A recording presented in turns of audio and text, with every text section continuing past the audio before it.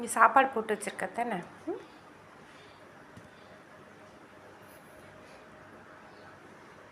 என்ன வேணும்?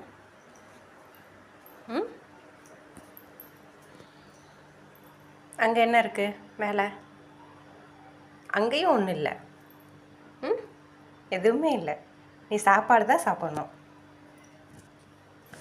எதுக்கு சாப்பாடு அங்கே வச்சுருக்க, நீ இங்கே வந்து உட்காந்துருக்க? இதுக்கு தானே? இந்தா.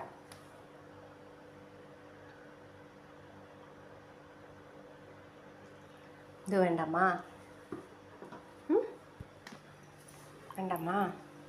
அங்கே பார் சாப்பாடு எங்கே இருக்குன்னு.